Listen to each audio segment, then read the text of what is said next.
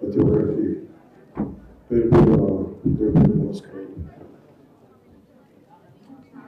వేదిక పైన ఆశంగా శ్రీ జి అనంతరావు గారికి, special chief secretary for environment forest, అలాగే శ్రీ మల్లికార్జునరావు గారికి, IFS retired adviser to government, అలాగే ఖజూరియా గారికి, శ్రీ ఖజూరియా గారికి, శ్రీ ఎన్ విజయ్ కుమార్ గారికి, AP diversity board government chairman, Shri Ramakrishna గారికి, member secretary, AP diversity board,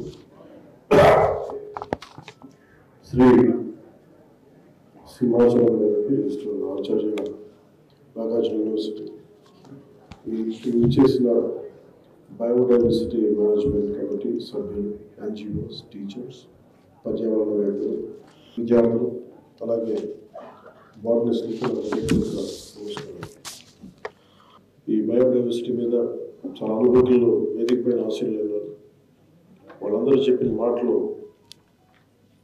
biodiversity చట్టం కానీ వీటన్నిటి గురించి చాలా స్పష్టంగా, కూలంకషంగా, లోతుగా మాట్లాడారు. మనం పర్యావరణం అనగానే, భూమి అనగానే మనం ఏమనుకుంటామంటే మన ఒక్కరికి సంబంధించిన. చాలా సంవత్సరాల క్రితం, అంటే ఒక 21 years బ్యాక్, నేను ఇష్మాయిల్ అని ఒక డానియల్ క్విన్ రాసిన ఒక పుస్తకం చదివాను. ఆ పుస్తకంలో ఏముంటుందంటే, ప్రపంచాన్ని రక్షించడానికి ఒక శిష్యుడు కావాలి.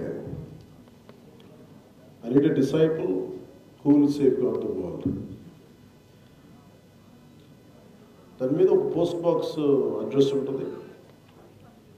అది ఒక రచయిత చేతిలో పడుతుంది, ఒక మగతని చేతిలో. అతను వెళ్ళి ఎక్కడని, అసలు ఏం ఇంట్రెస్టింగ్గా ఉంది, ఎవరితను అని చెప్పి పట్టుకుంటాడు. వెళ్తే ఒక మారుమూల, మనుషులకి పెద్దంత ఎవరు మామూలు మనుషులు ఉండలేని చోట, ఎక్కడో మామూలు పాడుబడిపోయిన బిల్డింగ్లో ఉంటుంది అడ్రస్. వెళ్తాడు. వెళ్తే ఇక్కడ ఒకలాంటి జంతువు వాసన వస్తూ ఉంటుంది, మనుషులు ఉండే వాసన నివాసంలాగా అనిపించింది. వెళ్ళి చూస్తే అక్కడ ఒక పెద్ద గొరిల్లా కూర్చొని ఉంటుంది ఒక కుర్చీ మీద. ఆ గొరిల్లా అతనికి చెప్పే పాఠాలు, దాని సారాంశం ఏముంటుందంటే, అంటే చాలా రిలవెంట్ దీనికి.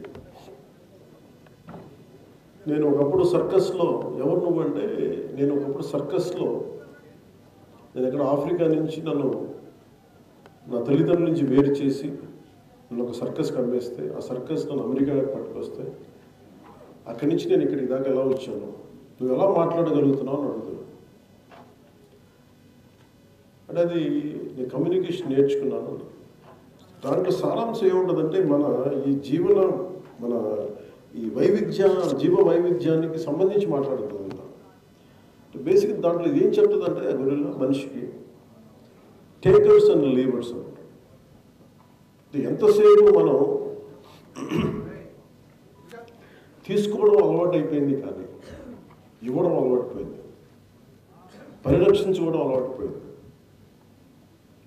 ఇది నేను చాలా సంవత్సరాల నుంచి, దశాబ్దాల నుంచి నేనేమనుకున్నా అంటే, బిఫోర్ ఈ రాజకీయాలు రాకముందు కానీ, లేదంటే సినిమాలు చేయకముందు, నేను ఎప్పుడు ప్రతి మనిషి తనదైన స్థాయిలో, నువ్వు ఎక్కడుంటే అక్కడ, మన సత్తా, ఒక చిన్నపాటి మొక్క నాటితే అదే మన సత్తా అనుకుంటే దాని నుంచే పుట్టేస్తాం. ఎంత అంటే, నేను ఉదాహరణకి, నాకు ఒక చాలా సంవత్సరాల క్రితం ఒక 8 ఎకరాల పొలం, బాగా ఎండిపోయిన పొలం, పక్షులు పెద్ద వచ్చేయడం, దున్నేస్తున్నారు. అందులో నేనేం చేశాను, దున్నటం ఆఫ్ చేశాను.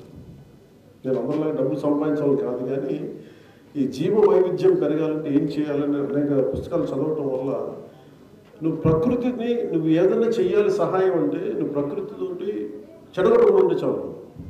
Nature is so powerful, it can redefine it self. దానికి మనం ఏం చేయక్కర్లేదు, మనం చెడగొట్టకుండా ఉంటే చాలు.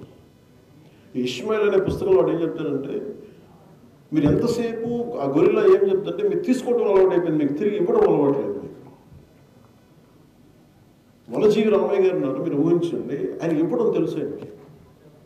మనం చెట్లు కొట్టేస్తాం, ఒక కలుపు కావాలంటే చెట్లు కొట్టేస్తాం, ఫర్నిచర్ కావాలంటే కలుపు కొట్టేస్తాం, లేదంటే ఒక డెకరేషన్ చేయాలంటే ఇలా అందంగా మొక్కలు పెట్టి మనం పూలు పెట్టేసుకుంటాం. కానీ తిరిగి దీన్ని రీక్రియేట్ చేయడం, తిరిగి దీన్ని మనకి స్థాపించడానికి దాన్ని జాగ్రత్త పెట్టుకోవడం మనకు తెలియదు. మనకి అంటే ఏంటి సైకాలజీ ఏంటంటే, మోడర్న్ డే సైకాలజీ వసుదైక కుటుంబకం అనేది మన సంస్కృతి.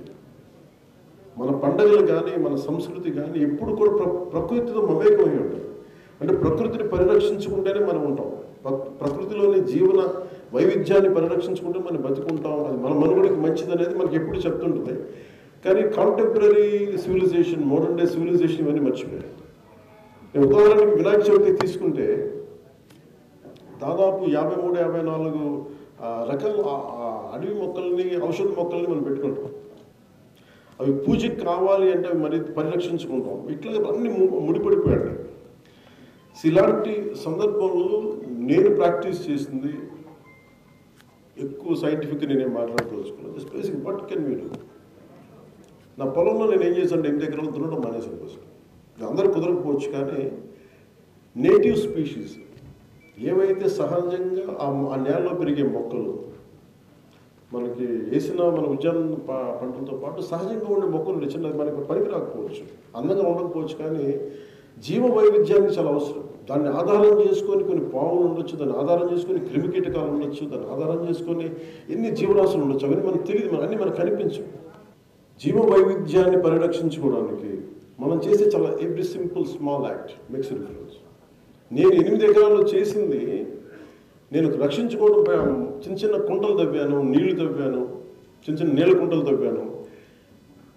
అప్పుడు దాకా లేని ఆ చుట్టుపక్కల ఉండే కుందేళ్ళకి అది ఒక ఆసరా అయింది. అది నెమళ్ళ కోసం పాపం అవి ఎక్కడ వెళ్ళిపోతున్నాయి, అందరూ ఇల్లు కట్టేస్తా ఉంటే నేను చిన్నపాటి ఫెన్సింగ్ వేసి ఒక గుబురుగా ఉన్న మొక్కలు పెడితే నెమళ్ళు వచ్చి అక్కడ ఉండి. అంటే జీవ వైవిధ్యం అంటే మనకున్న స్థాయిలో మనం ఎంత చేయగలం అనేది.